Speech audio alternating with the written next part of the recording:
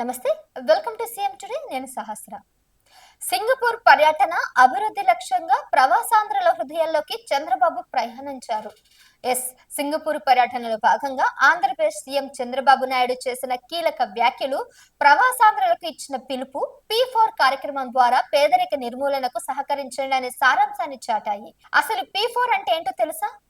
People public private partnership for poverty eradication. ఇది సామాజిక బాధ్యతతో కూడిన ఒక భాగస్వామ్య విధానం.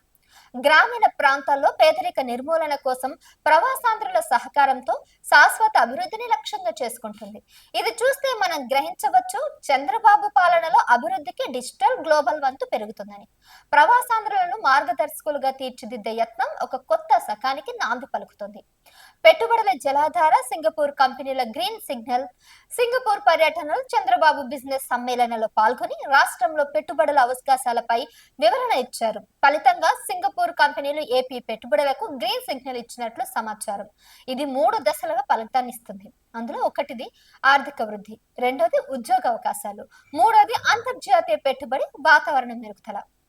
ఇది గతంలో చంద్రబాబు అమరావతికి ఇచ్చిన అంతర్జాతీయ వడ్డింపులను గుర్తుకు తెస్తుంది. నిన్నటి దృష్టికోణాన్ని మళ్ళీ కొనసాగిస్తూ అభివృద్ధి మార్గాన్ని నిలబెట్టాలనే సంకల్పం కనిపిస్తుంది. 20 లక్షల ఉద్యోగాల లక్ష్యం లోకేష్ సంకల్పం. దీంతో సింగపూర్ లో తెలుగు డయాస్పోరా కార్యక్రమంలో మంత్రి నారా లోకేష్ మాట్లాడారు. 20 లక్షల ఉద్యోగాలు మా నినాదం, మా విధానం అని హామీ ఇచ్చారు అతను. ఇది ఒక పెద్ద అంకె మాత్రమే కాదు, ఒక సంకల్ప ప్రణాళిక. ఐటీ విద్యా రంగాల ద్వారా యువతకు అవకాశాలు కల్పించి జాబ్ సెంట్రిక్ డెవలప్మెంట్ వైపు ప్రభుత్వం అడుగులు వేస్తుందని స్పష్టం చేశారు. లోకేష్ వ్యాఖ్యలు చూస్తే వలసల ద్వారా సంపాదించడానికి మాత్రమే కాదు, రాష్ట్రంలో ఉద్యోగాలు సృష్టించాలనే దృక్పథం తెలుస్తుంది. గత ప్రభుత్వ అవినీతిపై చర్యలు, అనకాపల్లి ఏసీపీ నివేదిక కూడా ఇందుకు కారణమవుతుంది. అనకాపల్లి ప్రభుత్వ ఆసుపత్రిలో గత ప్రభుత్వ హయాంలో జరిగిన అవినీతిపై ఏసీపీ నివేదిక బయటపడడం వైద్య రంగంలో సంక్షోభాన్ని వెలికి తీసుకొచ్చింది. వైద్య శాఖ మంత్రి సత్యకుమార్ స్పందిస్తూ బాధ్యులపై క్రమశిక్షణ చర్యలు చేపట్టాలని ఆదేశించారు.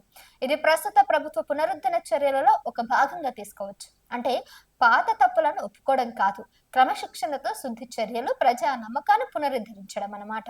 అక్రమ అరెస్టులు లేవన్న హోంమంత్రి అనిత సృష్టీకరణ, రాష్ట్రంలో రాజకీయ ప్రతిపక్ష వల్ల అక్రమ కేసులు. ఈ అరెస్టులపై ఆరోపణలు వచ్చిన నేపథ్యంలోనే హోంమంత్రి మంగళపూడి అనిత స్పందించారు. ఎవరిపైన అక్రమ కేసులు పెట్టడం లేదు, న్యాయబద్ధ ప్రక్రియ జరుగుతుందని అన్నారు. ఇది ప్రభుత్వ పరిపాలన, నైతికతను రక్షించే ప్రయత్నంగా చెప్పుకోవచ్చు. అయితే ప్రతిపక్షాల ఆరోపణల మధ్య ఇది నిరూపణ అవసరమయ్యే అంశం. ముఖ్యంగా రాజకీయ ముద్రల నుంచి బయటపడాలంటే ప్రభుత్వం మరింత పారదర్శకంగా వ్యవహరించాల్సిన అవసరం ఎంతైనా ఉంది.